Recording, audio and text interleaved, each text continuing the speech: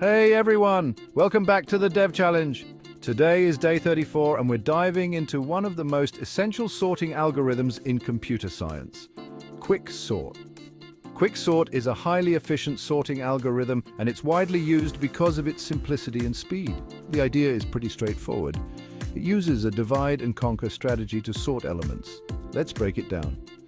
The first step in quicksort is to choose a pivot element from the array. Think of it as the element that will help us partition the array into two halves. You'll have elements less than the pivot on one side and elements greater than the pivot on the other.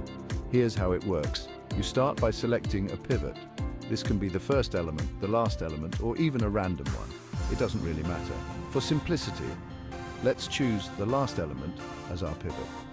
Next, you'll partition the array. This means rearranging the elements so that all values smaller than the pivot come before it, and all values greater come after it. Once the partitioning is done, the pivot element is in its correct position.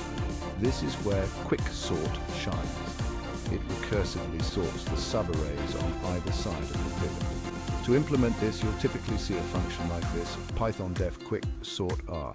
First, we check if the array length is 1 or less. If it is, it's already sorted. Otherwise, we choose the pivot and divide our array into two lists, one with elements less than or equal to the pivot, and one with elements greater than the pivot. Finally, we recursively apply quicksort to these sublists and concatenate the results. Pretty neat, right? One of the reasons quicksort is so effective is its average case time complexity of O n log n. However, in the worst case, it could be O(n) squared if the smallest or largest element is repeatedly chosen as the pivot. But with a good pivot selection strategy, this can be minimized. And there you have it. Quicksort in a nutshell. Give it a try in your own code and see how it performs. I'll see you all tomorrow for day 35 of the Dev Challenge. Happy coding! Don't forget to like, share and subscribe for more coding tutorials.